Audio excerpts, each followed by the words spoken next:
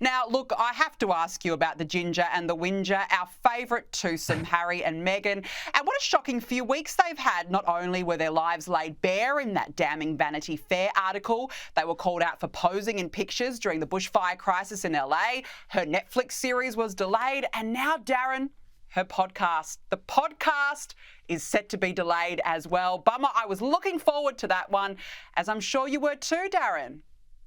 Oh, look, I'd taken the time off work already. I'm absolutely gutted. I'm beside myself. Look, I'd been counting down the days until Meghan blessed us with those dulcet tones of hers talking about how hard life is for a jam-making millionaire duchess in Montecito.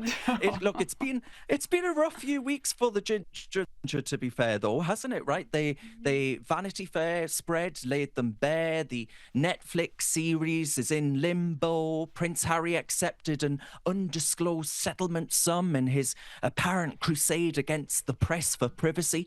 And now, of course, Meghan's podcast being delayed. Oh, woe is me. I can't bear it. We need to start a GoFundMe or something, honestly. It's probably because, right, she's running out of people to throw under the bus that this podcast has been delayed because it's so painfully boring that they don't know what to put in it. It's a limited series when your entire personality is based around victimhood and victim narratives. And now, of course, we've got the former UK Home Secretary, Suella Braverman, and she's thrown a spanner in the works, hasn't she, by calling on President Trump to release some very important documents. Yes, well, actually, we have that. So, of course, he was allowed entry to the US in 2020, despite having admitted in Spare to taking cocaine, marijuana and psychedelic mushrooms. And you're right, this is what Suella Braverman had to say. Have a listen.